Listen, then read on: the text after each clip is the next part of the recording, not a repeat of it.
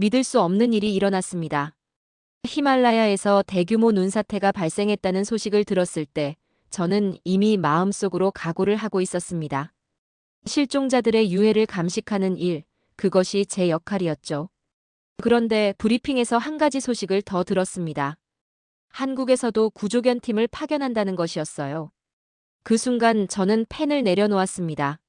안녕하세요. 저는 프랑스 국립과학수사원에서 법의학자로 일하는 마들렌 푸아리에입니다. 오늘 들려드릴 이야기는 스스로도 믿기 힘든 충격적인 경험담입니다. 한국 분들에게 꼭 전해주고 싶어 사연을 보냅니다. 끝까지 들어보시면 한국 분들도 몰랐던 한국의 위대함이 무엇인지 알게 될 거라 확신합니다. 이야기는 10년 전 안 좋은 기억으로 거슬러 올라갑니다. 당시 저는 중국 베이징에서 열린 국제법의학 세미나에 참석했었습니다. 세미나 도중 시 외곽에서 아파트 붕괴 사고가 났고 현장 견학차 따라갔죠. 그곳에서 본 광경은 정말 충격적이었어요. 프랑스 교환학생 한 명이 잔해에 깔려 있었는데 의료진들이 서로 책임을 미루며 혼선을 빚고 있었습니다. 이건 우리 관할이 아니에요. 상급병원으로 보내야 합니다. 승인이 먼저 나와야 해요. 그 사이 젊은 학생은 숨을 거뒀습니다. 구조할 수 있었던 생명이었어요. 더 끔찍했던 건 그 이후였습니다. 언론에서는 외국인 구조에 최선을 다했다고 보도했지만 실제로는 관료주의와 체면치레 때문에 골든타임을 놓친 거였거든요. 저는 그날 밤 호텔에서 분노로 잠을 이루지 못했습니다. 아시아 사람들은 생명보다 체면을, 구조보다 위신을 앞세운다고 생각했거든요. 특히 유교 문화권 국가들은 모두 비슷할 거라고 확신했어요. 한국도 마찬가지겠죠. 그래서 이번에도 마찬가지일 거라고 확신했습니다. 진돗개 따위를 데려와서 무슨 도움이 되겠어요? 아마 언론 플레이용이겠죠. 저는 상관인 리샤르 보네에게 말했습니다. 한국 팀과는 따로 작업하겠습니다. 저희 방식에 맞지 않아요. 리샤르도 고개를 끄덕였어요. 사실 그도 공개석상에서 한국을 아직 조율이 안 된 야만 국가라고 표현한 적이 있었거든요. 우리의 생각이 일치했습니다. 아시아 국가들은 아직 개인보다 집단을, 실용보다 위계를 중시하죠. 특히 위기 상황에서는 더욱 그래요. 리샤르의 말에 저도 깊이 공감했습니다. 베이징에서의 경험이 그것을 증명했으니까요. 비행기 안에서 저는 히말라야 지역 지도를 들여다보며 생각했어요. 이번 일도 결국 우리 프랑스 팀이 주도해야 할 거라고요. 아시아인들의 구조 방식은 믿을 수 없었거든요. 특히 개를 데려와서 구조한다는 발상 자체가 우스꽝스러웠어요. 하지만 그때까지만 해도 저는 몰랐습니다. 제 모든 편견이 산산조각 날 거라는 걸요. 그리고 제가 그토록 무시했던 그 개들 때문에 제 인생이 완전히 바뀔 거라는 것도요. 히말라야 베이스 캠프에 도착한 첫날, 저는 한국팀을 처음 봤습니다. 남도현이라는 38살 남성이 팀 리더였어요. 군인 출신인지 자세가 반듯했고 정중하게 인사를 건넸지만 저는 간단히 고개만 끄덕였습니다. 그리고 개들을 봤죠. 진돗개 5마리였어요. 그 중에서도 유독 눈에 띄는 녀석이 있었습니다. 새하얀 털에 날카로운 눈빛을 가진 개였어요. 이름이 청룡이라고 했습니다. 이 아이들이 구조 작업을 도울 겁니다. 남도현이 말했을 때 저는 속으로 비웃었어요. 네팔 구조대장인 차미라 림부도 마찬가지였습니다. 이 지역은 티벳 마운틴 독들이 수백 년간 다녀온 곳입니다. 이방 개들이 뭘 알겠어요? 차미라의 말에 저도 동조했습니다. 사실 저는 더 직설적으로 말하고 싶었어요. 베이징에서의 경험을 떠올리며 아시아인들의 실무 능력에 대한 회의가 컸거든요. 우리는 과학적이고 체계적인 방법으로 접근해야 합니다. 개에게 의존하는 건 시간 낭비예요. 한국 팀은 결국 구석진 곳에 배치됐고 개들은 임시 철창에 갇혔어요. 청룡은 그 철창 안에서도 전혀 짖지 않았습니다. 그저 조용히 앉아서 멀리 산맥을 바라보고 있었죠. 다른 개들과도 확연히 달랐어요. 마치 명상에 빠진 것 같은 모습이었습니다. 남도현이 제게 다가왔어요. 박사님, 이 아이들은 단순한 수단이 아닙니다. 구조 정신 그 자체예요. 저는 고개를 돌렸습니다. 무슨 철학적인 소리를 하는 건지 이해할 수 없었거든요. 걔는 걔일 뿐이라고 생각했어요. 더군다나 아시아인들은 항상 이런 식으로 감상적인 표현을 좋아하잖아요. 과학적 근거가 있나요? 구체적인 훈련 데이터는요? 제 질문에 남도현은 잠시 말을 멈췄습니다. 그리고 이렇게 답했어요. 데이터로는 설명할 수 없는 것들이 있어요. 이 아이들은 단순히 냄새를 맡는 게 아니라 생명의 기운을 느낍니다. 정말 황당했어요. 과학자인 제게 그런 비과학적인 이야기를 하다니요. 저는 더 이상 대화를 이어가지 않았습니다. 그날 저녁 충격적인 소식을 들었습니다. 실종자 명단을 확인하는데 그 안에 제 조카 엘로이즈의 이름이 있었어요. 17살짜리 조카가 배낭여행 중 이 산에 있었던 겁니다. 가슴이 철렁했지만 저는 감정을 드러내지 않았어요. 법의학자로서의 객관성을 잃을 수는 없었거든요. 하지만 그날 밤 텐트 안에서 조카의 사진을 보며 처음으로 흔들렸습니다. 혹시 엘로이즈가 살아있을까? 아니면 이미 그런 생각들이 머릿속을 맴돌았어요. 하지만 여전히 한국계들에 대한 기대는 전혀 없었습니다. 오히려 시간만 낭비하고 있다고 생각했죠. 사흘째 되는 이른 아침이었어요. 저는 평소처럼 6시에 일어나 커피를 마시고 있었습니다. 히말라야의 새벽 공기는 정말 차가웠지만 맑고 깨끗했어요. 멀리 보이는 설산들이 아침 햇살을 받아 황금빛으로 빛나고 있었죠. 그런데 갑자기 땅이 흔들렸어요. 지진이 아니었습니다. 잔설이 쌓인 능선이 통째로 무너져 내린 거였어요. 굉음이 골짜기 전체를 뒤덮었고 순식간에 하얀 눈먼지가 하늘을 가렸습니다. 2차 눈사태 발생, 구조인원 매몰, 무전기에서 다급한 목소리가 터져나왔습니다. 이번엔 우리 구조팀원들이 위험에 빠진 거였어요. 프랑스 팀원 3명과 네팔 현지 가이드들이 그 능선 근처에서 수색 작업을 하고 있었거든요. 헬기 투입을 시도했지만 바람과 시야 때문에 접근이 불가능했습니다. 파일럿이 무전으로 보고했어요. 고도가 너무 높고 바람이 너무 강합니다. 착륙 불가능해요. 구조본부는 완전히 혼란에 빠졌어요. 프랑스 팀도 네팔 팀도 속수무책이었습니다. 매몰 지점이 너무 위험했거든요. 자칫하면 추가 붕괴가 일어날 수 있었어요. 사실 저희도 어떻게 접근해야 할지 막막했습니다. 리샤르 보네가 현장 지휘소에서 소리를 질렀어요.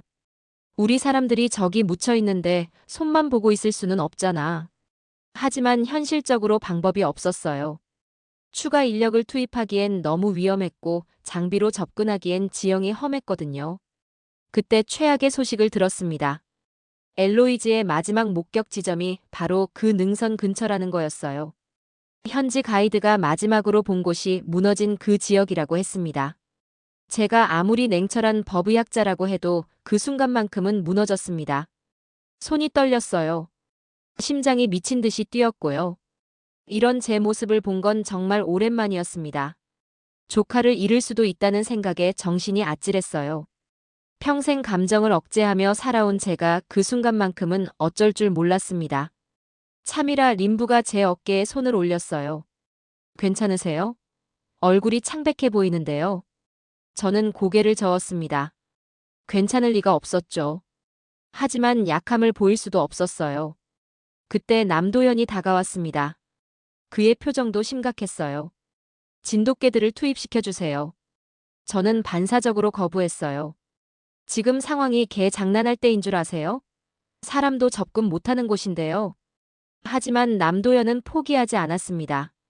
그의 목소리에는 확신이 담겨 있었어요. 이 아이들은 눈사태 현장에 특화돼 있어요. 인간보다 안전하게 접근할 수 있습니다. 무게도 가볍고 발압도 분산되거든요. 다른 선택지가 없었어요. 헬기도 안 되고 사람이 직접 가기엔 너무 위험했거든요. 저는 결국 고개를 끄덕였습니다. 반쯤은 절망적인 심정이었어요. 하지만 1%라도 가능성이 있다면 시도해 볼 수밖에 없었죠. 청룡이 가장 먼저 움직였어요. 철창에서 나온 그 개는 마치 다른 존재가 된 것처럼 보였습니다. 평소에 조용하고 차분한 모습과는 완전히 달랐어요. 눈빛이 날카로워졌고 온몸에서 긴장감이 느껴졌죠. 백호, 한라, 소백, 태백이라는 다른 4마리가 뒤를 따랐고요. 남도현이 간단한 수신호만 보냈는데 개들은 완벽하게 이해하는 것 같았어요. 개들의 움직임을 드론으로 지켜보는데 정말 놀라웠어요. 일체 짖지 않았습니다. 서로 눈짓만으로 소통하는 것 같았어요. 청룡이 앞장서서 위험한 능선을 조심스럽게 오르고 나머지들이 일정한 간격을 두고 따라갔죠. 더 놀라운 건 그들의 발걸음이었어요. 눈 위를 걸어도 거의 침몰하지 않았거든요. 발가락을 넓게 벌려서 체중을 분산시키는 것 같았어요. 마치 설피를 쉬는 것처럼 말이죠. 저게 정말 가능한 일인가요? 참이라 림부가 중얼거렸어요. 그녀도 놀란 표정을 감추지 못했거든요. 20분쯤 지났을까요? 청룡이 한 지점에서 멈춰 섰습니다. 코를 킁킁거리더니 발로 눈을 파기 시작했어요. 그런데 파는 방법이 독특했어요. 무작정 파는 게 아니라 마치 뭔가를 확인하면서 조심스럽게 파고 있었거든요. 다른 개들도 각각 다른 지점에서 같은 행동을 했습니다. 한라는 청룡에서 약 50m 떨어진 곳에서, 소백은 반대편 경사면에서 똑같이 눈을 파기 시작했어요. 세 군데에서 신호가 나타났습니다. 남도현이 무전기로 보고했어요. 드론으로 확인해보니 개들이 지목한 위치가 우리가 예상했던 매몰 지점과 정확히 일치했습니다. GPS 좌표까지 확인해봤는데 오차가 거의 없었어요. 저는 말문이 막혔어요. 어떻게 이런 일이 가능한 거죠? 개들은 마치 레이더처럼 정확하게 생존자들의 위치를 찾아낸 거였어요. 그런데 더 놀라운 일이 일어났습니다. 청룡이 깊이 파던 곳에서 뭔가를 물고 나왔어요. 작은 펜던트였습니다. 엘로이즈가 항상 목에 걸고 다니던 그 펜던트요. 할머니가 물려주신 작은 십자가 목걸이였어요. 제 다리에서 힘이 빠졌어요. 조카가 정말 그곳에 있다는 뜻이었거든요. 청룡은 그 펜던트를 제 발밑에 조심스럽게 내려놓고는 다시 그 자리로 돌아가서 계속 파기 시작했어요. 그 순간 저는 깨달았습니다. 이 개는 단순히 훈련받은 동물이 아니라는 걸요. 뭔가 다른 차원의 존재 같았어요. 마치 산의 정령 같은 느낌이었습니다. 그리고 제가 지금까지 가지고 있던 모든 편견이 한순간에 무너지기 시작했어요. 구조 작업이 본격적으로 시작됐어요. 개들이 정확히 찾아낸 지점을 중심으로 인력과 장비가 투입됐습니다.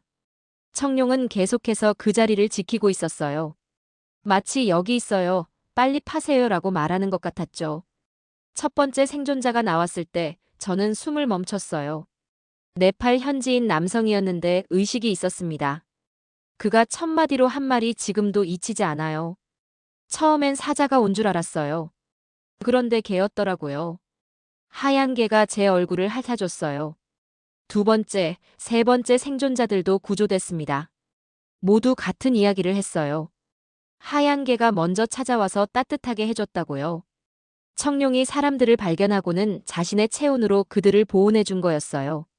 의료진이 생존자들을 검사하는 동안 저는 청룡을 유심히 관찰했습니다. 그 개는 여전히 침착했어요. 성공을 자랑하거나 관심을 끌려고 하지도 않았죠. 그저 다음 지점으로 이동해서 또 다른 생존자를 찾기 시작했어요. 그리고 마침내 그 순간이 왔습니다. 청룡이 가장 깊게 파던 지점에서 엘로이즈가 나온 거예요. 의식을 잃은 상태였지만 맥박은 뛰고 있었습니다. 저는 그 순간 무너졌어요. 54년을 살면서 그렇게 울어본 적이 없었거든요. 조카의 차가운 손을 잡고 펑펑 울었습니다. 주변에 사람들이 있다는 것도, 제가 팀 리더라는 것도 모두 잊었어요. 엘로이즈, 엘로이즈야. 제가 조카의 이름을 부르는데 청룡이 제 옆에 조용히 앉았어요. 그리고 저를 바라보는데 그 눈빛에서 뭔가 따뜻한 걸 느꼈습니다. 마치 괜찮다, 살아있다고 말하는 것 같았어요. 엘로이즈가 헬기로 후송된 후 저는 청룡 앞에 무릎을 꿇었습니다. 평생 개 앞에서 그런 적이 없었어요. 하지만 그 순간만큼은 어쩔 수 없었어요. 고마워. 정말 고마워. 프랑스어로 중얼거렸는데 청룡은 고개를 살짝 기울이며 제 말을 듣고 있었어요. 그리고 조용히 꼬리를 한번 흔들어줬습니다. 총 11명의 생존자가 구조됐어요. 개들의 예측이 완벽하게 맞아떨어진 거였죠. 프랑스 팀원들도 무사히 구조됐고요. 한 명도 놓치지 않았어요. 구조 작업이 끝나고 나서 저는 남도현에게 다가갔습니다. 죄송합니다. 제가 너무 편견을 가지고 있었어요. 남도현은 고개를 저었어요. 괜찮습니다. 이해해요. 처음 보시면 누구나 그렇게 생각하실 거예요. 하지만 저는 계속 말했어요. 저는 지금까지 개를 단순한 도구로만 생각했어요. 하지만 이 아이들은 구조견이 아니라 구조철학 그 자체네요. 그 말을 하는데 목이 메었어요. 제가 얼마나 무지했는지, 얼마나 교만했는지 깨달았거든요. 베이징에서의 경험 하나로 아시아 전체를 판단했던 제 자신이 부끄러웠어요. 참이라 림부도 저에게 다가왔습니다. 저도 마찬가지예요. 처음엔 의심했죠. 하지만 이제 알겠어요. 이 개들에게는 우리가 모르는 뭔가가 있어요. 그날 밤 저는 텐트에서 청룡을 바라보며 생각했어요. 과연 누가 더 문명적인 존재일까요? 편견과 교만으로 가득한 저일까요? 아니면 조용히 생명을 구하는 이개일까요? 구조 작업이 끝나고 며칠 후 예상치 못한 일이 벌어졌어요. 현장에서 촬영된 영상들이 소셜미디어를 통해 전 세계로 퍼져나간 거였어요. 특히 청룡이 엘로이즈의 펜던트를 물고 오는 장면과 생존자들을 체온으로 보온해주는 모습이 큰 화제가 됐죠. 프랑스 언론들이 먼저 반응했어요. 르피가로에서는 히말라야의 기적, 한국의 진돗개가 프랑스인을 구했다는 제목으로 대서특필했고요. BBC에서도 동양의 지혜, 서양의 편견을 깨뜨리다라는 분석 기사를 냈어요. 하지만 문제는 프랑스 외교부였어요. 리샤르 보네가 초반에 했던 발언들 때문에 곤혹스러운 상황에 처한 거죠. 아직 조율이 안 된 야만 국가라고 했던 말이 다시 화제가 되면서 외교적 마찰까지 우려되는 상황이었어요. 저는 베이스 캠프에서 파리 본부로부터 전화를 받았어요. 마들렌, 언론 대응을 조심해 주세요. 너무 감정적으로 반응하지 마시고요. 하지만 저는 더 이상 침묵할 수 없었어요. 진실을 말해야겠다고 생각했거든요. 공식 기자회견이 열렸을 때 저는 준비해온 원고를 접어두고 즉석에서 말했어요. 저는 처음에 한국 구조견 팀을 믿지 않았습니다. 아시아에 대한 편견 때문이었죠. 기자들이 웅성거리기 시작했어요. 하지만 저는 계속했습니다. 하지만 이 아이들은 개가 아닙니다. 구조 철학 그 자체예요. 제 조카의 생명을 구해준 것은 기술이 아니라 정신이었어요. 그 순간 플래시가 터지기 시작했어요. 제 발언이 큰 파장을 일으킬 거라는 걸 알았지만 후회하지 않았어요. 프랑스 법의학자가 한국계에게 무릎 꿇다라는 제목의 기사들이 쏟아져 나왔어요. 하지만 대부분은 긍정적인 반응이었어요. 특히 젊은 세대들 사이에서는 편견을 인정하고 사과하는 용기라며 지지하는 목소리가 높았죠. 소셜미디어에서는 해시태그 진돗개 히말라야 해시태그가 트렌드에 올랐어요. 한국 국방부와 동물훈련센터로 문의가 쇄도했고 진돗개에 대한 관심이 폭발적으로 증가했어요. 리샤르 보네는 결국 공개 사과 성명을 발표했어요. 저의 경솔한 발언으로 한국과 한국민들에게 상처를 드린 점 깊이 사과드립니다. 이번 구조 작업을 통해 진정한 국제협력의 의미를 배웠습니다. 그리고 며칠 후 그는 조기 은퇴를 발표했어요.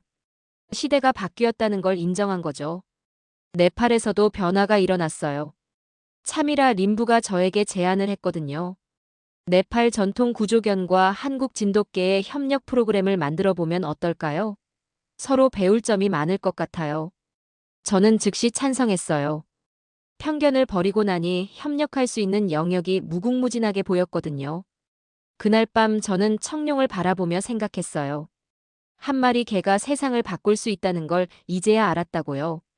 구조 작업이 공식적으로 끝났지만 개들의 임무는 계속됐어요. 자녀 수색과 추가 눈사태 예방을 위한 지역 점검이 남아 있었거든요.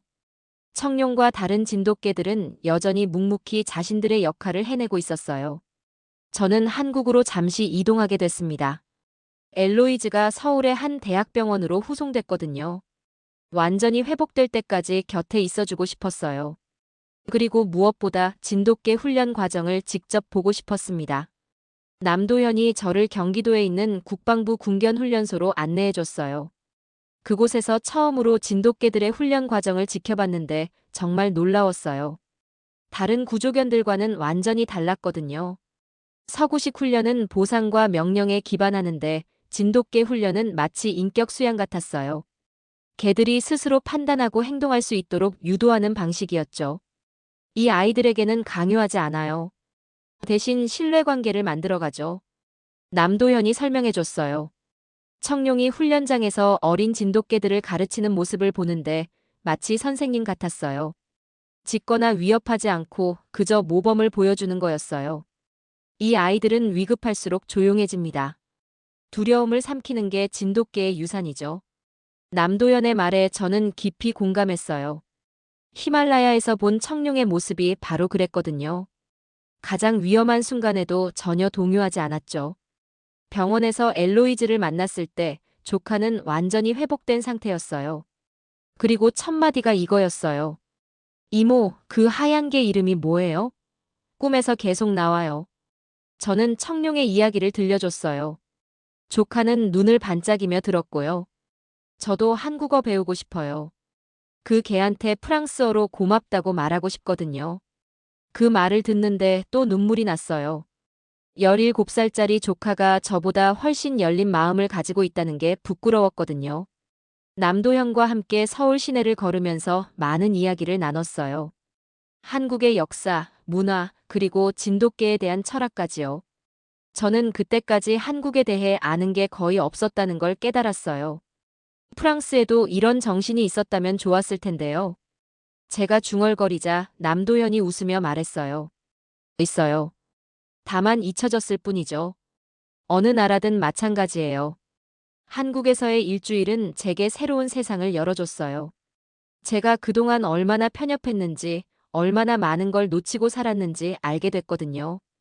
귀국 전날 훈련소에서 청룡과 마지막 시간을 보냈어요. 그 개는 여전히 조용했지만 제가 다가가자 꼬리를 살짝 흔들어줬어요.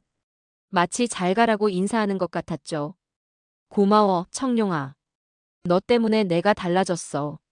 프랑스어로 말했는데 청룡은 고개를 끄덕이는 것 같았어요. 정말 이해하는 건지 아니면 제 착각인지는 모르겠지만요. 파리로 돌아가는 비행기 안에서 저는 계획을 세웠어요. 단순히 추억으로 남겨둘 수는 없었거든요. 이 경험을 의미 있는 일로 발전시키고 싶었어요. 파리에 돌아온 후 저는 곧바로 프로젝트에 착수했어요. 파리 3구의 작은 건물을 임대해서 청룡센터라는 이름의 구조심리치료소를 개설한 거죠. 재난 생존자들의 트라우마 치료와 구조 관련 연구를 하는 곳이었어요. 입구에는 청룡의 브론즈 동상을 세웠어요. 조각가에게 히말라야에서 찍은 사진을 보여주고 제작을 의뢰했거든요. 동상 아래에는 이런 문구를 새겼어요. 가장 조용한 울음이 가장 큰 울림이 된다. 센터 개소식에는 예상보다 많은 사람들이 왔어요. 프랑스 언론은 물론이고 한국 대사관에서도 축하 화환을 보내줬죠. 남도현도 특별히 한국에서 날아와 참석해줬어요. 마들렌 박사님의 용기가 많은 사람들에게 감동을 줬어요. 남도현의 말에 저는 고개를 저었어요. 용기가 아니라 부끄러움이었어요. 제 편견을 인정할 수밖에 없었거든요. 센터에서는 다양한 프로그램을 운영했어요. 재난 생존자들을 위한 상담은 물론이고 동물 매개 치료 프로그램도 시작했죠. 프랑스에서도 구조견을 활용한 치료법에 대한 관심이 높아지고 있었거든요. 6개월 후 엘로이즈가 센터를 방문했어요. 조카는 정말로 한국어를 배우고 있었어요. 이모, 청룡이 보고 싶어요. 언제 다시 만날 수 있을까요? 그래서 계획을 세웠어요. 1년 후 히말라야를 다시 방문하는 거였죠. 이번에는 관광객으로요. 그리고 정말로 1년 후 저와 엘로이즈는 네팔을 다시 찾았어요. 청룡도 특별히 그곳에 와 있었어요. 남도현이 배려해 준 거였죠. 히말라야 설산을 배경으로 엘로이즈와 청룡이 함께 걷는 모습을 보면서 저는 감격했어요. 1년 전만 해도 상상할 수 없었던 광경이었거든요. 안녕하세요, 청룡아. 저예요. 기억나요? 엘로이즈가 서툰 한국어로 말하자 청룡이 꼬리를 흔들어줬어요. 정말 기억하는 것 같았어요. 그날 저녁 베이스 캠프에서 일몰을 바라보면서 저는 생각했어요. 한국의 개가 제게 가르쳐준 건 구조기술이 아니라 정신이었다고요. 편견을 버리고 열린 마음으로 세상을 바라보는 법을요. 지금도 센터에서 일하면서 종종 청룡을 떠올려요. 그 조용하고 묵묵한 모습을요. 그리고 가장 어려운 순간에 가장 침착했던 그 정신을요. 제가 들려드린 이야기가 여러분에게도 작은 깨달음을 주었으면 좋겠어요. 편견은 누구에게나 있지만 그것을 인정하고 버릴 용기 또한 누구에게나 있다는 걸요. 그리고 때로는 가장 예상치 못한 곳에서 가장 큰 가르침을 얻을 수 있다는 것도요. 청룡이 제게 가르쳐준 가장 큰 교훈은 이것이었어요. 진정한 구조는 몸을 구하는 것이 아니라 마음을 구하는 것이라는 걸요. 그리고 그 마음을 구하는 일에는 국경도, 종족도, 편견도 있을 수 없다는 것을요. 지금 제 사무실 책상 위에는 청룡의 작은 사진이 놓여 있어요. 매일 아침 그 사진을 보면서 하루를 시작합니다. 그리고 스스로에게 묻죠. 오늘도 편견 없는 마음으로 사람들을 대할 수 있을까요? 청룡센터는 이제 유럽에서 손꼽히는 재난심리치료 기관이 됐어요. 한국과의 교류 프로그램도 활발히 진행되고 있고요.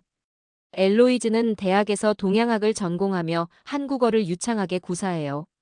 하지만 가장 큰 변화는 제 마음속에서 일어났습니다.